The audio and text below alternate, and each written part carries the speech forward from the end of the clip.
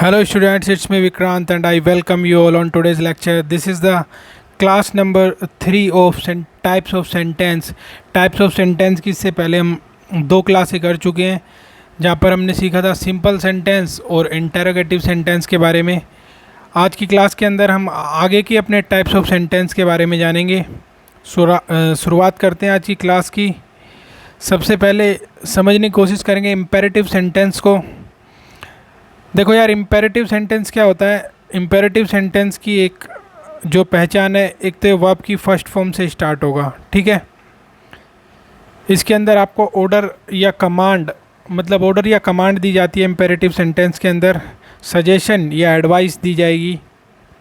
इसी तरीके से हम कह सकते हैं प्रपोजल या रिक्वेस्ट भी जो होती है वो किसके अंदर होती है, इम्पेरेटिव सेंटेंस के अंदर।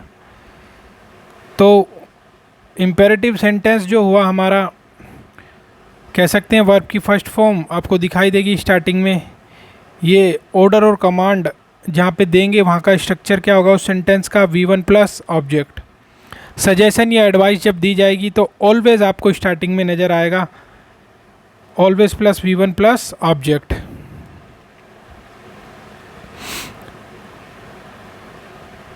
बात करूँ प्रपोजल या रिक्वेस्ट की तो प्लीज़ या काइंडली जैसे वर्ड आपको स्टार्टिंग में नज़र आएंगे, उसके बाद V1 प्लस ऑब्जेक्ट। अगर नेगेटिव बनाना चाहें हम इम्पेरेटिव सेंटेंस के अंदर तो कैसे बनेगा, डोंट या नेवर लगा के V1 प्लस ऑब्जेक्ट। लेट से भी जो सेंटेंस शुरू होंगे वो भी हमारे इम्पेरेटिव की कैटेगरी में आएंगे। Late plus subject plus V1 plus object, late plus subject plus note plus V1 plus object. देखो ये जो लेट वाले सेंटेंस है ना, इसे हम दो तरीके से नेगेटिव बना सकते हैं। एक तरीका हमारा हुआ ये, एक तरीका हुआ हमारा ये। तो पहला तरीका क्या है, late plus subject plus note, यानी सब्जेक्ट के बाद आप नोट लगा दो। और दूसरा तरीका क्या है, दूसरा तरीका है शुरुआत में आप डोंट लगा दो। आप समझ रहे हो मेरी बात को। दो तरीके से हम नेगेटिव बना सकते हैं लेट वाले सेंटेंस का, सब्जेक्ट के बाद नोट लगा के या फिर शुरुआत में डोंट लगाकर। सेंटेंसेस के थ्रू इम्पेरेटिव सेंटेंस को समझने की कोशिश करते हैं।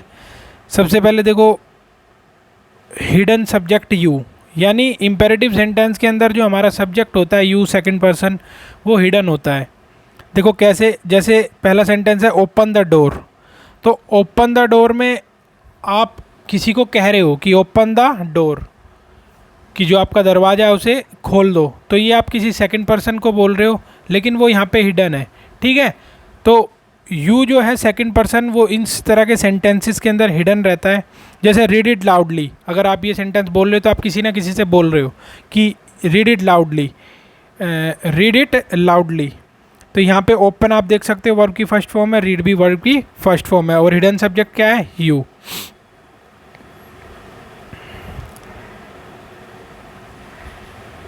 इस तरीके से ये सेंटेंसेस भी आप देख सकते हो। गो विद राम, वर्ब की फर्स्ट फॉर्म हुई गो, ये ऑर्डर या कमांड कह सकते हो, आप किसी को ऑर्डर दे रहे हो या कमांड दे रहे हो। ऑर्डर और कमांड में बेसिकली फ़र्क थोड़ा सा होता है। हम कह सकते हैं कि कमांड थोड़ी सी फॉर्मल होती है, जबकि ऑर्डर इनफॉर्मल होता है। ऑर्डर आपके घर में आपकी मम्मी आपके पापा को दे सकती है, आपका बड़ा भाई आपको दे सकता है, आप अपने छोटे भाई को दे सकते हो। और कमांड की अगर बात करें तो ये स्पेशली हमारी navy, army, air force, BSF, CISF, CRPF, इनके अंदर कमांड दी जाती है। तो ये थोड़ा सा फॉर्मल तरीके से होता है। अगर बात करूँ पांचवें सेंटेंस की, कम एट पार्क, तो यहाँ पे कम वर्ब की फर्स्ट फॉर्म होगा। ये भी आप ऑर्डर या कमांड कह सकते हो, डिपेंड करता है फॉर्मली बोली जा रही है, इनफॉर्मल तरीके से। प्लीज़ मीट द चिल्ड्रन, ये एक तरह की रिक्वेस्ट हो गई। प्लीज़ से स्टार्ट हुआ जो सेंटेंस, काइंडली से भी अगर स्टार्ट हो वो भी रिक्वेस्ट की कैटेगरी में आएगा।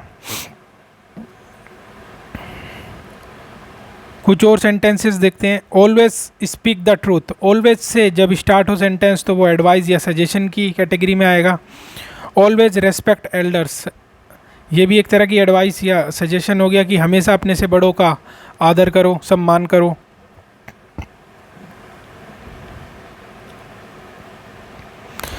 दसवां sentence don't tell a lie, देखो ये नेगेटिव वाला हो गया, डोंट से शुरू, don't tell a lie. Don't is called Atul, Atul को मत डांटो। 10वां था डोंट टेल अ लाई, झूठ मत बोलो। नेवर बोदर द पुअर, यानी गरीबों को मत सताओ या परेशान मत करो। दा पुअर, दा पुअर के आगे दा इसलिए लगा हुआ क्योंकि पूरी की पूरे गरीब की जो कम्युनिटी है, गरीबों को, सारे गरीबों को दर्शा रहा, किसी एक गरीब की बात नहीं हो रही। तो पुअर में एस ना लगा के किस तरीके से बताया जाएगा, द पुअर।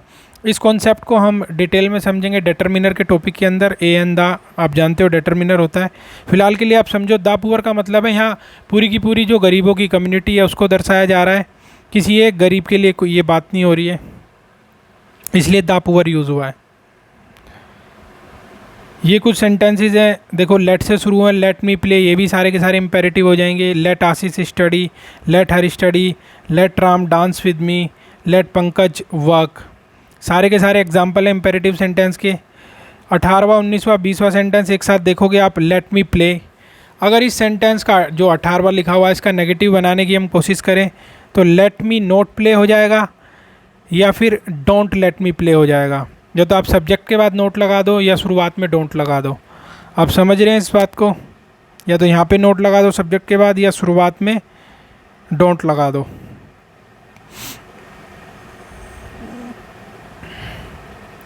अब देखते हैं ऑप्टेटिव सेंटेंस को। ऑप्टेटिव सेंटेंस के अंदर हम या तो विश कर रहे होंगे या प्रे, किसी को ब्लेसिंग दे रहे होंगे, या फिर कर्ज की बात हो रही होगी यानी बद्दुआ की बात हो रही होगी। जैसे एग्जाम्पल की अगर मैं बात करूं ऑप्टेटिव सेंटेंस के, तो गुड मॉर्निंग सर, ये एक तरह की विश कर रहे हो आप। स्कूल में, ट्यूशन में, कॉलेजेस के अंदर आप गुड मॉर्निंग सर बोल के जो भी आपके टीचर्स गुरु होते हैं उन्हें आप विश करते हो। जिस तरह many many happy returns of the day, ये एक तरह की विश हो गई, किसी का बर्थडे हो या एनिवर्सरी हो या कुछ भी हो जो दिन बार बार आने की आप एक तरह की विश दे रहे हो उसे, कि ये दिन आपकी लाइफ में बार बार आए। Many many happy returns of the day.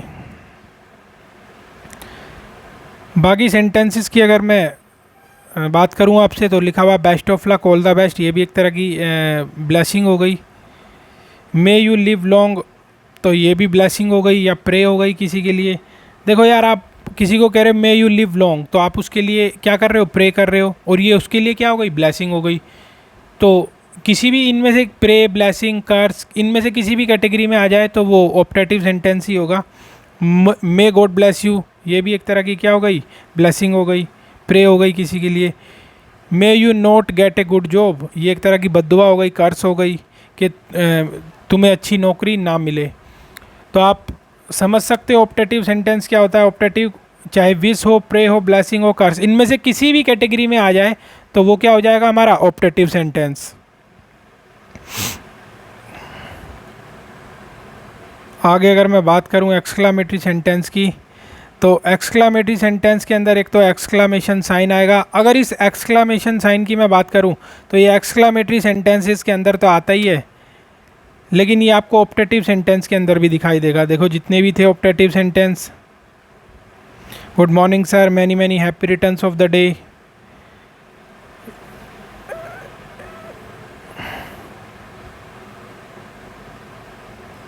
Best of luck, all the best, may you live long, may God bless you, may you not gate a good job, सब के अंदर एक्सक्लामेटरी साइन आया है। तो ये जो एक्सक्लामेटरी साइन होता है ये ऑप्टेटिव सेंटेंस के अंदर भी आपको देखने को मिलेगा और एक्सक्लामेटरी सेंटेंसेस के अंदर तो देखने को मिलेगा ही, वो तो नाम से पता चल रहा है आपको।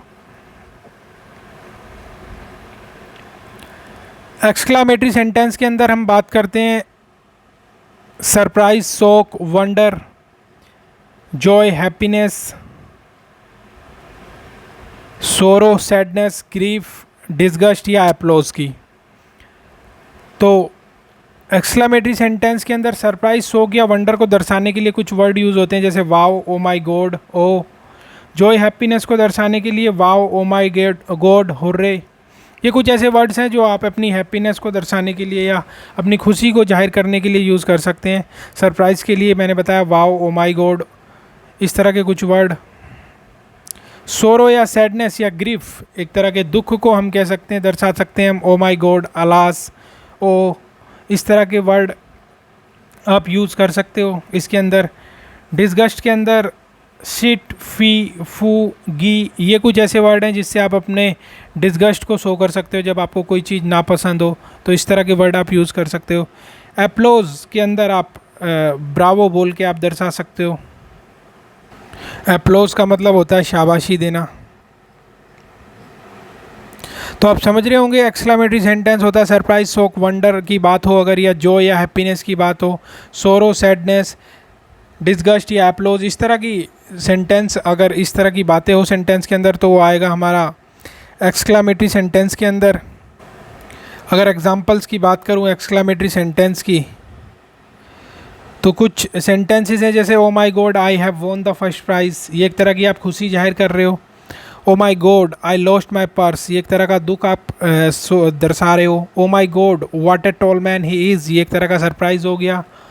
Alas his only son dead, उसका इकलौता बच्चा था वो भी डेड हो गया, तो मर गया, इसलिए हम कह सकते हैं कि ये एक तरह का सोरो है। तो इस तरह के जो एक्सप्रेशंस होते हैं, यानी चाहे वो सुख हो, दुख हो, डिसगस्ट हो या फिर सरप्राइज़ हो, ये सारे के सारे आते हैं एक्सक्लेमेटरी सेंटेंसेस के अंदर। आई होप आज की क्लास को आप समझ पाए होंगे बेहतरीन तरीके से। तो मिलते हैं आपसे अगली क्लास के अंदर। अब जब तक के लिए आप पढ़ते रहिए, अपना ध्यान रखिए और thank you very much, bye bye.